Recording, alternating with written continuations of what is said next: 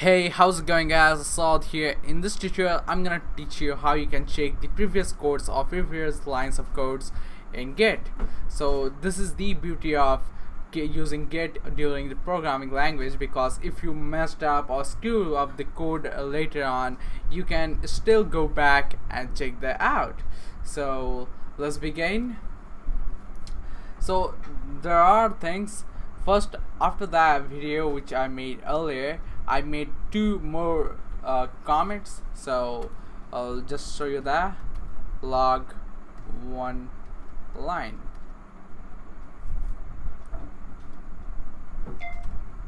and you can see that I added a JS file and this heading file. So how you can go back in time like this one. So first thing what you need to do is copy that. You can see I copied that and git checkout and done. And the moment I click there, you can see there is not the heading file anymore and not this file. So that means this is not here because it's not saved. You can see it here that it's not saved. Blue in atom is, that means it's not saved. So that's how it works. And how you can go back to this one. So just you need to type master. So copy that, and instead of that code name of the file, type master, and we are back it here. So that's how it's work.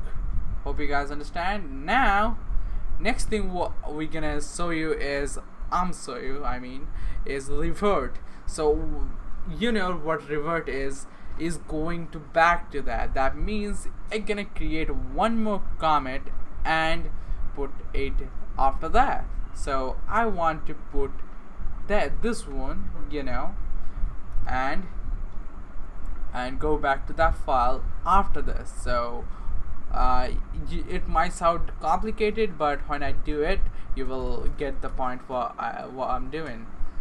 So done. And if you I'm gonna go back. Instead of checkout, you just need to type revert. So git revert, and after that the file name. Now you can see it's changed into what we call the Vim manager. The Vim is a text editor. So done. And now if we check that we can see that by typing git log one line, you can see there is one more comment after that.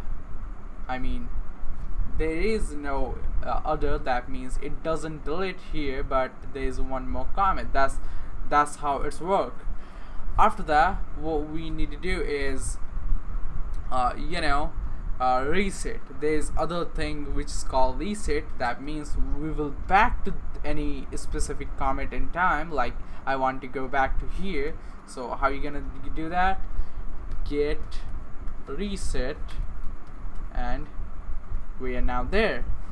And you can see this file is not here anymore, so that's how it's work.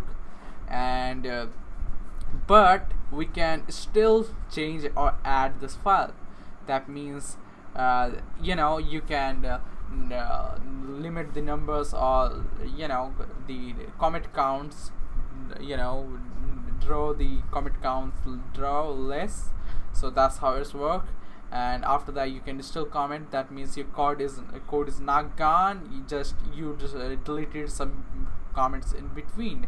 That means if we check now, they get log one line, it just only have 3 instead of this. So now you ask, I didn't back to that code, so how I'm gonna go back to that code? So for example, I'm gonna check this one and git reset and after that pass a flag called hard. And now we removed this files, both the index.js and this file. That means we can't go back there. See, we can't go back there, and we also lost the code. So if you want to do that, you can do that. That's pretty simple though. So yeah, that's how Git works, and it will definitely save you lots of codes by using Git with your programming language. And there is more advantage to it, by which I'm gonna teach you in the next tutorial about the branching. So see you guys then.